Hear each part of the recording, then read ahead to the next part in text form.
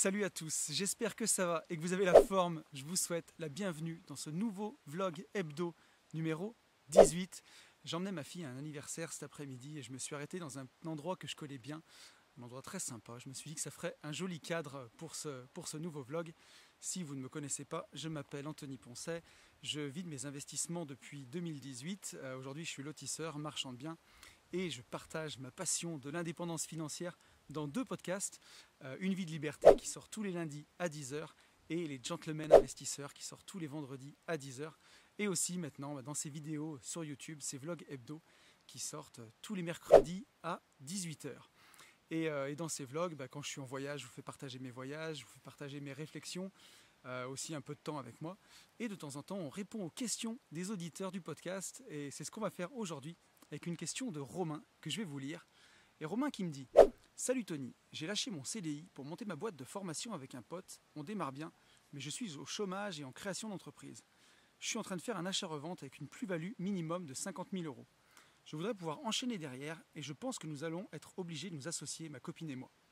J'ai un espèce de frein dans ma tête qui me dit que je vais galérer à lever des fonds en banque avec ma situation pas stable. As-tu des conseils sur comment enchaîner quand on n'a plus de CDI et moins de 3 ans de bilan ? PS, la boîte marche bien et est partie pour se développer. » Bon déjà, Romain, félicitations à toi. Si la boîte marche bien et est partie pour se développer, pour moi c'est déjà le principal et c'est déjà ce qui compte le plus.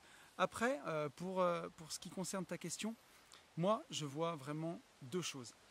Déjà, la première, c'est il faut arrêter de se faire du souci pour rien et de se faire des nœuds au cerveau pour rien. Donc, commence par chercher une affaire rentable et dès que tu auras trouvé cette affaire rentable, justement, à ce moment-là, tu pourras vraiment te poser ta question du financement. Mais avant, écoute, c'est vraiment se faire des nœuds au cerveau pour rien, se donner mal au ventre, peut-être même se décourager.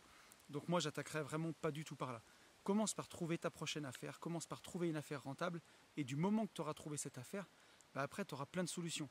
Déjà, faire plusieurs banques jusqu'à ce qu'on te dise oui. Ça, c'est la première chose. Et si on te dit non, continuer d'aller voir des banques. Je reçois aussi beaucoup de messages qui me disent qu'il y a beaucoup de banques qui arrêtent le calcul différentiel et que ça va être compliqué de s'enrichir. Mais pour des entrepreneurs comme nous aujourd'hui, qui vivons de nos investissements, qui vivons de nos sociétés de marchand de biens, on est souvent très endettés. Et heureusement que les banques continuent de nous prêter et que justement le calcul différentiel, c'est pas une fin en soi et que tout ne s'arrête pas là. Parce que sinon, plus personne ne pourra emprunter et plus personne ne pourrait vivre de ses investissements. Donc voilà. Et le jour où tu auras trouvé une affaire rentable, si tu as beaucoup de banques qui te disent non, tu as une autre solution. Tu as la solution de l'association. Et ça, tu trouveras toujours des gens avec beaucoup d'argent et très peu de temps. Et si toi, tu as du temps et des compétences d'investisseur et pas d'argent, tu pourras t'associer avec ces gens par le biais d'une SCI ou d'une SAS ou n'importe quel autre moyen et pouvoir avancer ensemble. Donc il ne faut pas se poser ces questions-là. Il vaut mieux chercher les biens rentables. Si tu as un bien rentable, crois-moi, ou tu trouveras le financement ou tu trouveras un investisseur pour y aller avec toi.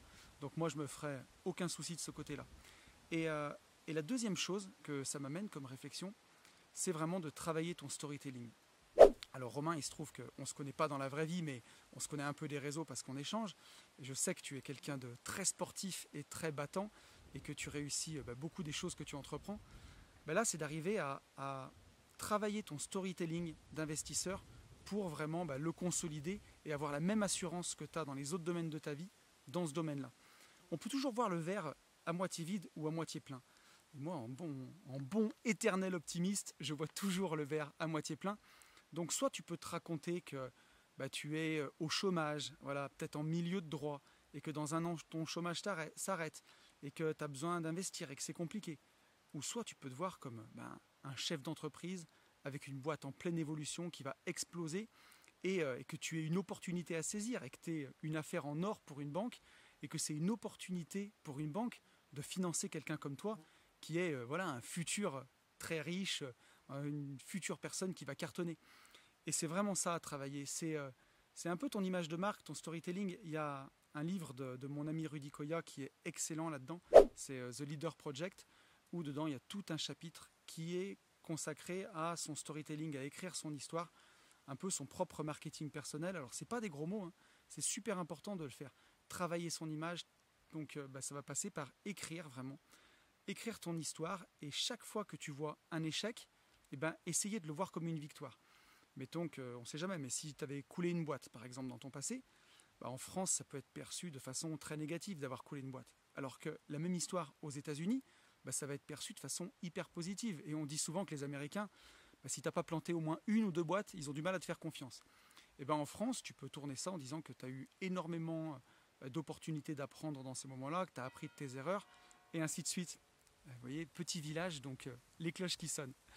Donc surtout, ne pas hésiter à travailler ton storytelling pour que sur chaque peut-être point noir qu'il puisse y avoir sur ton CV d'investisseur, tu aies une réponse à mettre en face. Tu aies quelque chose à dire, un argument qui montre que tu y as réfléchi et que tu en as tiré du positif. Donc moi, je t'inviterais vraiment à travailler ton storytelling. Et mine de rien, quand tu auras travaillé ça, ça va augmenter à fond ta confiance en toi. Et quand tu vas aller voir le banquier pour négocier des crédits, tu vas dégager vraiment de la confiance et tu vas respirer l'investisseur plutôt que le gars qui vient demander de l'argent en faisant le dos rond et en espérant qu'on va lui prêter. Parce que ce n'est pas l'image qu'on veut renvoyer. Donc voilà Romain, j'espère que cette petite réponse t'aura aidé et que j'espère aussi que ce vlog vous aura plu. Si ça vous dit, n'hésitez pas à commenter pour le référencement, ça fait plaisir, à mettre un petit pouce bleu qui fait plaisir aussi, à vous abonner parce que vous êtes 30% à regarder les vidéos et à ne pas être abonné. Donc n'hésitez pas à le faire, ça coûte rien et c'est beau, ça fait plaisir. Si vous avez envie de travailler avec moi, vous avez tout dans la description. J'ai une formation pour apprendre à faire de la division foncière, pour devenir indépendant grâce à ça. Elle est même éligible au CPF, donc profitez-en.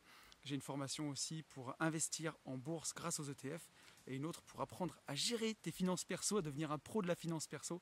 Si ça te dit, tu as tous les liens dans la bio. Je vous souhaite une excellente semaine et je vous dis à la semaine prochaine. Salut!